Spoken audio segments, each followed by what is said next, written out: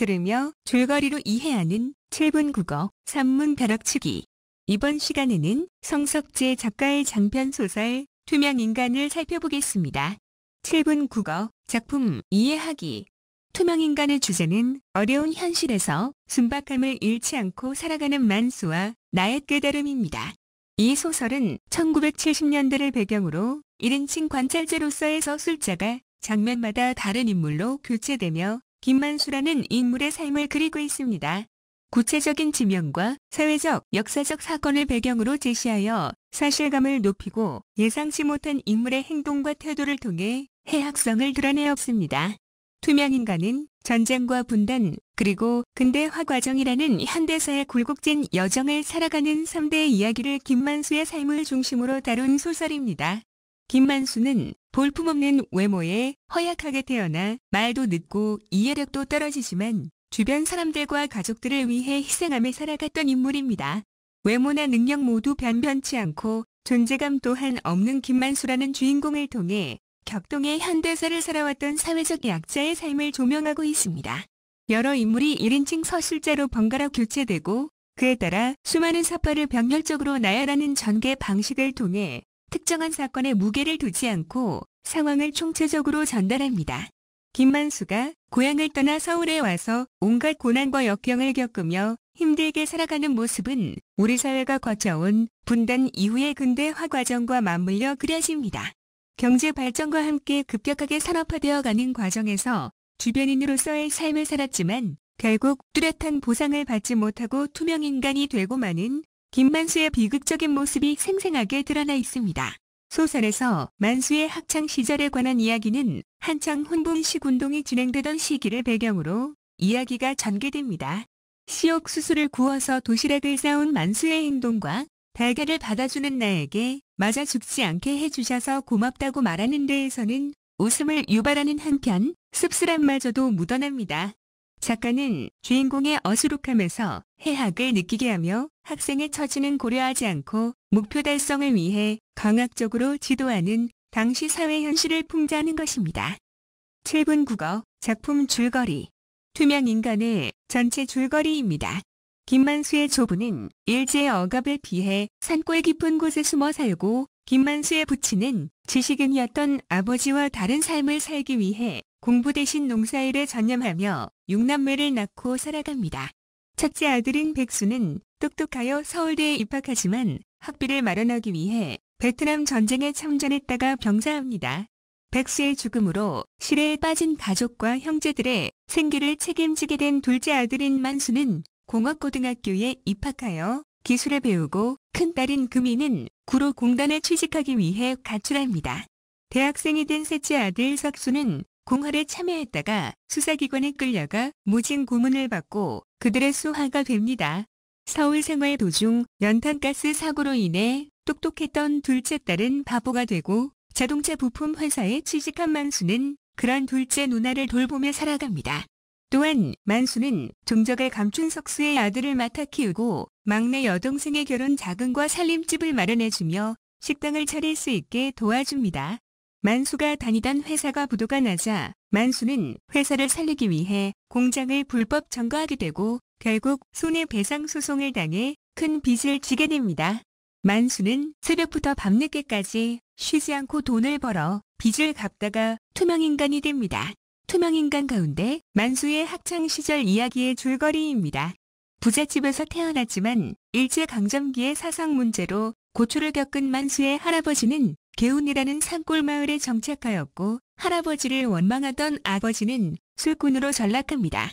그런 집안의 둘째 아들인 만수는 볼품없는 외모에 유난히 허약하게 태어나 말도 늦고 이해력도 떨어지지만 더없이 순박한 인물입니다. 명석한 형이나 영리하게 자기 속을 챙기는 동생과 달리 만수는 어려운 형편 속에서도 가족과 주변 사람들을 배려하면서 소박한 삶을 살아갑니다. 나는 사범학교를 졸업하고 10년 만에 고향의 국민학교로 전근해 가면서 교육자로서의 의욕을 가지게 됩니다. 그러나 허ገብ과 관련 없이 교사들에게 끝없이 부과되는 온갖 잡무 때문에 전근 초기에 가졌던 교육자로서의 의욕도 꺾이게 됩니다. 혼분식 운동이 한창 진행되어 매일 도시락 검사를 하지만 내가 담임인 반은 가난 때문에 도시락을 싸오지 못하는 아이가 많아서 혼분식 운동 참여율이 저조합니다. 나의 반이 4학년 전체에서 혼분식 참여율이 꼴찌를 하자 아이들을 다그치게 됩니다.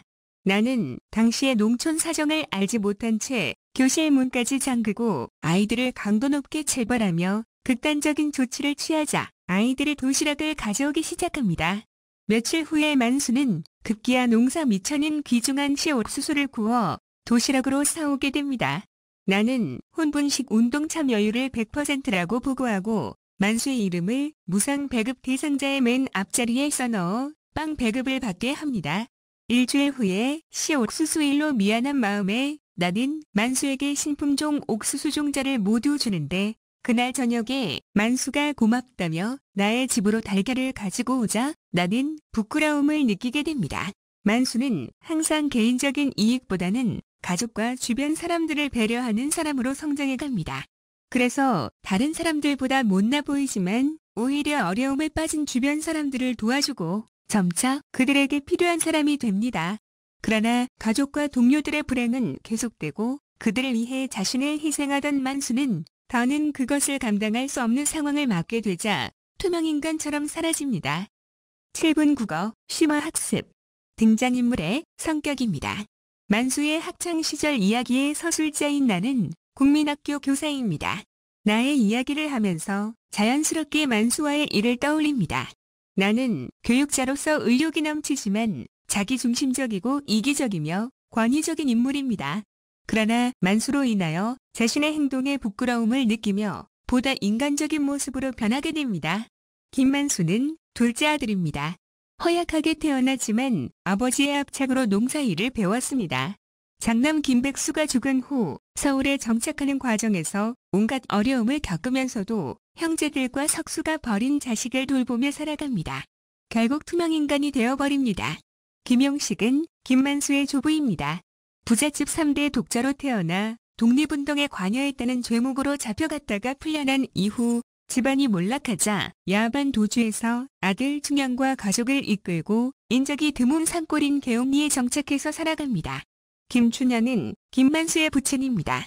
공부를 많이 했지만 결국 계엄리에서 숨어 살 수밖에 없게 된 아버지의 삶의 반감을 갖게 되어 학업을 멀리하고 농사에 전념하며 살아갑니다. 김백수는 장남입니다. 똑똑하고 공부를 잘해서 서울대에 갔지만 베트남 전쟁에 저항하여 참전했다가 병사합니다. 김금희는 첫째 딸입니다. 백수가 죽은 후에 서울로 와서 공장에서 번 돈으로 동생들을 보살피며 살다가 연탄가스에 중독되었으나 명의 대신 고압산소 치료 탱크에서 치료를 받게 되어 살아납니다. 김명희는 둘째 딸입니다. 백수가 죽은 후에 서울에 와서 공장에 다니며 공부를 열심히 하였습니다. 연탄가스에 중독되어 병원으로 갔지만 하나밖에 없는 고압산소 탱크에 언니 금희가 먼저 치료를 받게 되면서 평생 바보처럼 살게 됩니다. 김석수는 막내 아들입니다. 욕심이 많고 억척스러운 성격으로 대학까지 들어가지만 공활 운동에 참여했다가 수사기관에 끌려가 고문을 받고 그들의 앞잡이가 됩니다. 김옥희는 막내 딸입니다. 백수가 죽은 후에 오빠와 언니들을 따라 서울에 와서 살게 됩니다. 만수의 도움으로 식당을 차려서 잘 살아갑니다. 작품의 서술상 특징입니다. 투명인간은 서술자의 잦은 교체를 통해 특정한 상황에 대한 각 서술자의 입장과 생각을 드러내는 입체적 방식으로 서술되어 있습니다. 이처럼 특정한 사건에 무게를 두고 사건을 전개하기보다는 수많은 사파와 인물을 얽어서 마치 거대한 풍속화를 완성하는 방식으로 서사가 진행되는 것이 이 작품의 특징이라고 할 수 있습니다. 만수의 학창시절 이야기 속의 서술자인 나의 태도 변화입니다. 나는 사범학교를 졸업하고 교사가 된 지 10년 만에 고향의 국민학교로 전근을 가게 됩니다. 여기에서 교육자로서 아이들을 제대로 가르쳐보겠다고 생각을 합니다. 그러나 담임반의 혼분식운동 참여율이 저조하자 뒤처지는 게 싫어서 가난해도 도시락을 사오라며 몽둥이로 아이들을 때립니다. 이후 만수가 씨옥수수를 구워오고 내가 신품종 옥수수 종자를 더 나누어 주자 만수의 할아버지는 만수를 통해서 고맙다는 인사로 달걀을 보내옵니다. 이를 통하여 나는 자신의 욕심으로 아이들을 지나치게 다그친 것을 반성하게 됩니다. 만수의 학창시절 이야기에서 만수의 행동에서 드러나는 해학적 성격입니다. 독자들의 예상을 벗어나는 만수의 독특한 언행을 통해 작품의 해학성이 드러납니다. 나의 엄격한 도시락 검사와 체벌이 계속되자 학교에서 제일 멀리 떨어진 가난한 산촌에 사는 만수가 구운 옥수수로 도시락을 싸웁니다. 그런데 이는 농부들이 목숨보다 소중하게 여기는 씨 옥수수였음이 드러납니다. 나에게 혼나지 않으려고 이를 도시락으로 싸운 만수의 행동을 통하여 순진하고 어리숙한 성격을 알 수 있으며 독자로 하여금 웃음과 함께 씁쓸함을 느끼도록 합니다. 또한 만수가 건네준 달걀을 받자 맞아 죽지 않게 해주셔서 고맙습니다. 라며 예상치 못한 대답을 하는 부분과 허교 후에 할아버지의 심부름으로 왕복 40리, 즉 미터법으로 계산하여 약 17.5km에 달하는 거리를 달려와서 달걀을 전하고 돌아가는 모습에서 순진하고 우직한 만수의 성격을 엿볼 수 있습니다. 일상성을 벗어난 만수의 언행들은 독자들에게 해학성을 부여하며 그러한 언행을 통해 드러난 만수의 순수한 모습이 잔잔한 감동을 주는 것입니다. 이러한 웃음은 독자들이 작품을 재미있게 읽을 수 있도록 만들어줍니다. 그리고 우리 현대사의 굴곡짐 과정 속에서 많은 어려움을 겪고 투명인간처럼 사라지게 되는 만수의 삶이 안타깝지만 슬픔에 잠기지 않도록 만들어줍니다. 이를 통해 독자들은 냉혹하고 이기적인 현실 속에서 순수의 가치가 무엇인지 생각하며 자신의 삶에 대한 긍정적 성찰을 하게 되는 것입니다. 만수의 학창시절 이야기에서 만수가 가져온 달걀 꾸러미의 의미입니다. 나의 담임반만 빼고 혼분식 참여율이 90%가 넘었다는 소식을 듣고 나는 점심시간에 교실 문을 잠그고 몽둥이로 혼분식을 강요합니다. 이로 인하여 얼마 후에 만수가 소중한 씨 옥수수까지 가져오게 됩니다. 나는 미안한 마음에 남은 신품종 옥수수 종자를 만수에게 모두 줍니다. 그런데 만수의 할아버지와 만수는 그것을 은혜로 생각합니다. 하교한 뒤 할아버지의 심부름으로 엎어지면 깨질까 염려되어 지프로 달걀 10개를 꽁꽁 싸가지고 4학년이고 허약한 만수가 20리길을 달려서 나에게 옵니다. 이런 점에서 달걀 꾸러미는 고향의 학부형으로부터 생전 처음 받아보는 진심 어린 존재이지만 한편으로는 나를 한없이 부끄럽게 만들고 반성하도록 하는 소재입니다. 만수의 학창시절 이야기에서 혼분식 장려 운동의 의미입니다. 한국인의 주식은 쌀이었지만 1970년대 후반 이전까지는 쌀 생산량 부족으로 인하여 쌀밥을 풍족하게 먹을 수 있는 사람은 많지 않았습니다. 이러한 쌀 부족 문제를 해결하기 위해 쌀을 아껴 먹는 절미 운동의 일환으로 국가가 혼식과 분식을 강제하는 식생활 개선 정책을 시행하였습니다. 혼분식은 밥에 보리쌀이나 면류를 혼합하여 먹도록 하는 것으로 일제강점기의 절미 운동과 혼분식 장려 운동에서 시작되었으며 해방 이후에도 유사한 방식으로 지속되었습니다.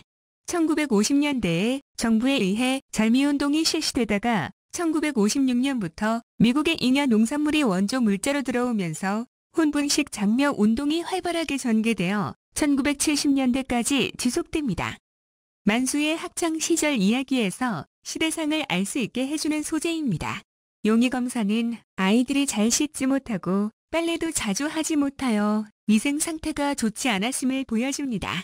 이를 통하여 작품의 배경이 1970년대라는 것과 가난한 아이들이 많았음을 알 수 있습니다. 보릿고개는 지난해 가을에 거둔 식량이 다 떨어져 굶주릴 수밖에 없는 음력 4월에서 5월까지의 춘공기를 표현한 말입니다. 시대적 배경과 시간적 배경을 드러내며 당시에 어려웠던 생활상을 알 수 있게 합니다.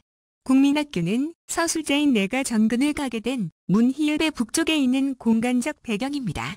군사 독재 정권 시절에 전체주의적인 의미가 들어있는 이러한 명칭은 지금의 초등학교를 이르는 옛날 말입니다. 새마을 운동과 근면저축운동 그리고 혼분식 운동은 당시 교사들에게 부과된 잡무였습니다. 이는 전국 단위로 강제 시행되던 것들로 1970년대에 국가 주도로 통제되었으며 억압적이고 강압적인 시대적 배경을 알 수 있게 합니다. 송충이 잡아오기와 곡식 이삭 주워오기, 그리고 잔디씨 훑어오기는 교사들에게 지역 특성에 따라 부과된 잡무였습니다. 1970년대 농촌이라는 시공간적 배경을 보여줍니다. 투명인간의 상징적 의미입니다. 투명인간이란 존재감이 없기 때문에 보이지 않는 사람이며 내면을 투명하게 드러내고 스스로를 소모하는 사람을 가리키는 말입니다. 김만수는 산업화와 근대화 과정에서 주변부적 삶을 강요받았으며 고난과 역경 속에서 분투하며 살았지만 그에 대한 보상을 받지 못한 인물입니다. 또한 큰 머리와 간이 다른 사지를 지닌 볼품없는 외모와 허약한 체질에 이해력과 언어 능력이 떨어진다는 점에서 김만수는 있어도 없는 것 같은 존재이며 있으나 마나한 별 볼 일 없는 약자인 투명인간입니다. 따라서 투명인간이란 김만수가 이익을 추구하기 위해 가면을 쓰지 않고 내면을 그대로 드러내며 자신의 이익보다는 가족이나 동료 등 주변 사람들을 위해 살아간다는 점에서 가진 것을 모두 소진해서 닳아 없어져 버린다는 상징성을 지니고 있는 것입니다. 함께 읽으면 도움이 되는 작품입니다. 성석재 작가의 단편소설 황만군은 이렇게 말했다가 있습니다. 황만군은 이렇게 말했다는 농촌 마을에서 반푼이 취급을 받는 가난하고 어리석은 농부인 황만군의 일대기를 그린 소설입니다. 각종 부채에 시달리면서도 이기주의로 얼룩진 농촌 현실을 작가 특유의 해악과 풍자로 그려내었다는 점에서 투명인간과 비교할 만합니다.